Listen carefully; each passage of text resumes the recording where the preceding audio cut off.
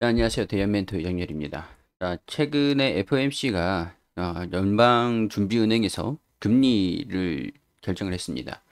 바로 비컷을 단행을 했던 건데, 제가 이전 영상에서도 계속 언급드렸었는데, 25bp를 하느냐, 그러니까 0.25를 하느냐, 0.25를 하느냐, 아니면 0.50을 하느냐.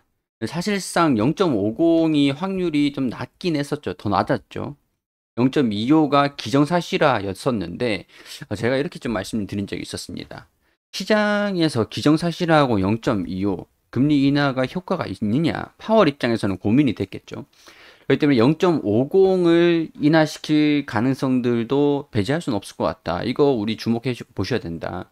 근데 사실 우리 금리를 인하시키는 우리 단기적인 입장에서는 신흥국이죠. 우리가 신흥국의 입장에서는 0.25보다 0.50 빨리 금리 인하를 하는 게 외채를 이제 그 외화를 유치를 하는 입장에서는 이게 좀 필요하잖아요. 0.50 인하가 좀 더 긍정적이다. 이렇게 좀 말씀을 계속 항상 누차 드린 적은 있긴 합니다. 이번에 비컷을 단행을 했는데 0.50 단행을 했는데 달러 엔화 달러가 오히려 또 강세 흐름들을 좀 보여주더라고요. 그래서 이게 무슨 일인가? 원래 일반적으로 0.50 금리 인하를 하면은 금리를 인하를 했을 때 달러가 통화량이죠. 그 유통이 되는 그 화폐량이 좀 더 이제 늘어나는 그런 효과가 있으면서 달러에 대한 가치가 하락하는 게 일반적인 상황이거든요. 근데 오히려 달러가 좀 올라 버리더라고요. 그래서 이 갑자기 달러 강세를 보이는 이유가 뭐 때문일까? 시장이 비컷을 할 정도로 경기 침체가 그렇게 심각한가? 약간 이런 쪽으로 좀 기울이고 있어서 시장이 생각보다 조금 더 지금 상태에서는 그 예민한 건 이해가 되는데 조금 겁이 굉장히 좀 많은 상태인 것 같아서 일단 차근차근 설명을 좀 드려보도록 하겠습니다.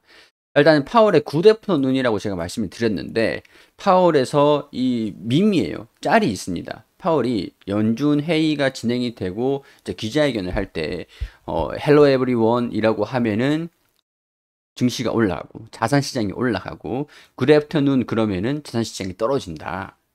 왜냐면은 헬로 에브리원이라고 얘기를 하면은 우리가 안 좋은 얘기를 할 때 안녕하니? 라고 얘기를 하는 게 여러분 안녕하세요 이렇게 얘기를 하는 게 악재를 얘기를 했을 때 인사로서 적절하지 않다고 느끼기 때문에 헬로 에브리원이라고 얘기를 하면 자산가격이 상승을 할 거다. 하지만 이렇게 인사를 하지 않고 뭐 굿애프터 눈 뭐 이렇게 얘기를 하면 호재가 아니라 악재를 얘기를 할 거기 때문에 굿애프터 눈이라고 얘기를 할 거다. 약간 이런 이제 심리적인 어 밈이에요, 밈.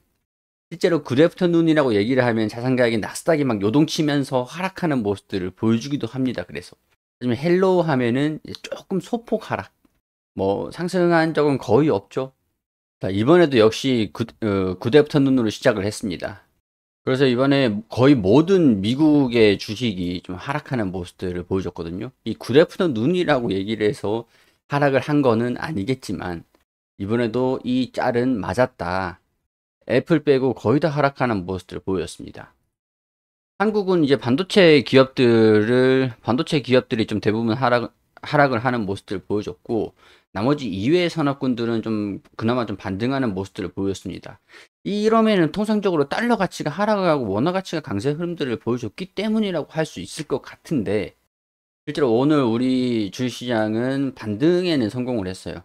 반등에는 성공을 했지만, 외국인들 같은 경우에 순매수가 코스닥 시장에만 들어오면서 코스피는 좀 외면하는 외국인을 제외한 개인 기관 금융 투자에서만 순매수세가 좀 들어와 줬습니다.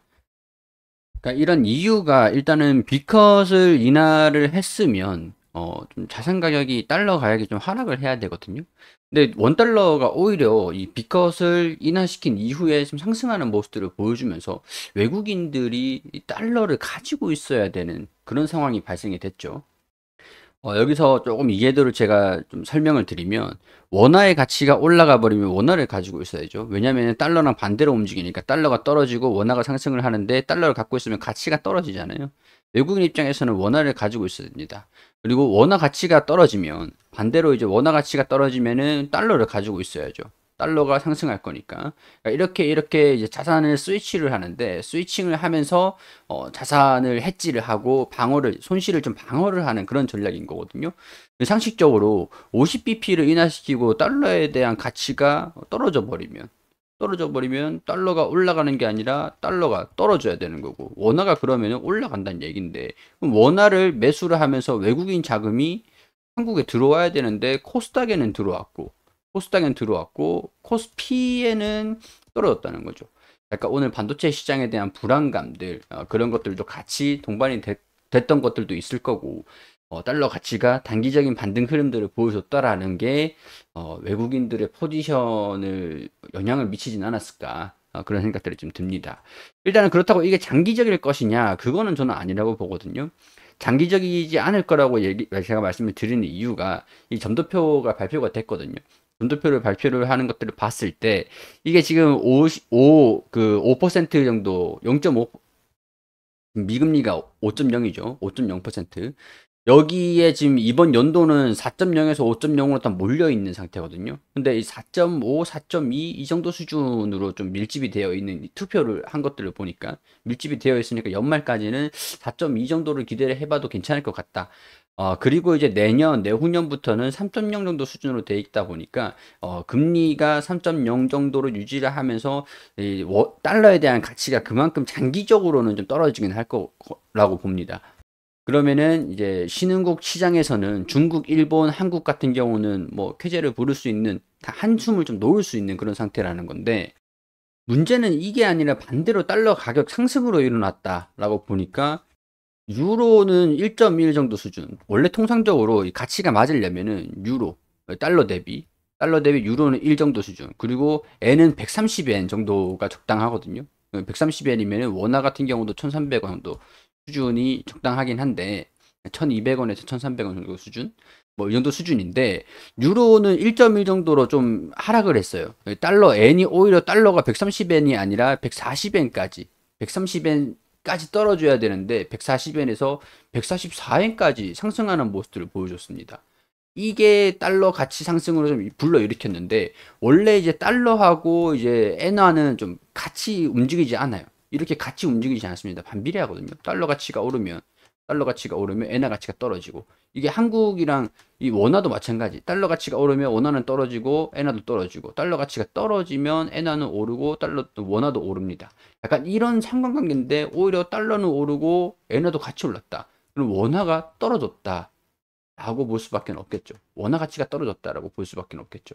그리고 이게 또 특이한 배경이 있는데 이 유로가 안정적인 모습을 보여주고 이제 달러가 떨어진 거는 맞는 것 같아요. 유로 대비해서 달러는 떨어졌어요. 근데 엔화 가치의 상승과 원화 가치의 상승 이게 조금 이제 우리나라에서 코스피 시장의 외국인 자금 유출 매도 이렇게 좀 진행이 됐던 거라고 할 수 있을 것 같은데 일단 우리 일정을 좀 보셔야 될 필요는 있을 것 같습니다. 제가 이 중요한 일본에서 통화정책 회의가 예정이 되어 있다. 이렇게 말씀을 좀 드렸었잖아요. 엔화 가치가 상승을 할 수 있는 요인 이벤트라 가지고 엔화가 좀 단기적인 반등 흐름들을 보였던 것 같거든요. BOJ 같은 경우는 일본이죠. 일본이 최근에 금리 인상을 한 차례 진행을 했습니다. 금리 인상을 한 차례. 이때 한 차례 진행을 했던 게 통상적으로 이제 미국이 금리를 떨어뜨리는데 일본이 금리를 올린다? 이거는 이제 뭐 난 죽겠다. 뭐 엔화 가치만 올려가지고 수출을 오히려 더 안 되게 만들겠다. 이런 전략이 될 수도 있는데 지금 BOJ에서 금리가 좀 동결될 가능성들이 좀 높은 상황, 상대적으로 높은 상황이고 인하 가능성은 없죠. 자, 인상 가능성들도 좀 거론이 되고 있는 상태인데 금리를 여기서 일본이 금리를 인상을 시켜버리면 엔화가 강세 흐름들을 보여주잖아요. 엔화 강세를 보이게끔 하려고 하는 이유가 지금 일본에서 엔저 현상이 더 이상 경제에는 도움이 안 된다라고 판단을 하고 있다는 그런 배경 첫 번째가 있고 두 번째 같은 경우에는 엔화 가치를 엔저 현상을 탈피시킴으로써 엔화 가치를 상승시키면서 외국인의 그런 투자를 유치를 하자. 약간 이런 배경이 좀 깔려 있었던 것 같습니다. 이게 어떤 얘기냐면 이 금리 차를 제가 말씀을 드릴 수밖에 없을 것 같거든요. 우리나라 같은 경우는 3.5에서 계속 동결을 했어요. 금리 차가 1.5% 정도 수준들. 그 원래 1.2, 1.7% 정도 수준이 차이가 났었는데 지금은 0.5 인하하면서 이제 1.5% 정도 격차를 보여줬습니다. 격차가 나게 됐어요. 근데 미국이랑 일본 같은 경우는 일본은 금리를 계속 못 올리고 있었던 상태거든요. 금리를 계속 떨어뜨리면서 엔저를 계속 감당할 수밖에 없었던 상황이었는데 이 미국이랑 일본이랑 금리 차가 축소가 된다. 그러니까 신흥시장에서 원화를 선택을 할래, 엔화를 선택을 할래라고 봤을 때 엔화의 가치가 이렇게 축소가 된다. 우리나라는 금리를 계속 인상을 시킬 수는 없잖아요. 우리나라도 금리를 동결을 할 거고 미국이 이제 떨어지면서 금리를 미국이 맞춰주길 기다려야 되는 상태인데 미국이 금리가 낮아지길 바라야 되는 상황인데 일본은 금리를 올리면서 이 격차를 더 빠르게 추격을 할 수 있다는 거죠. 축소를 시킨다는 거죠. 그러면 엔화 가치가 더 빨리 올라갈 거잖아요. 약간 이런 기대감으로써 외국인 입장에서 원화랑 엔화랑 선택을 할래라고 하면 엔화를 선택할 수밖에 없다라는 거죠. 지금 아시아적 같은 경우에서는 일본이랑 금리 차가 좀 적긴 합니다. 상대적으로 좀 적어요.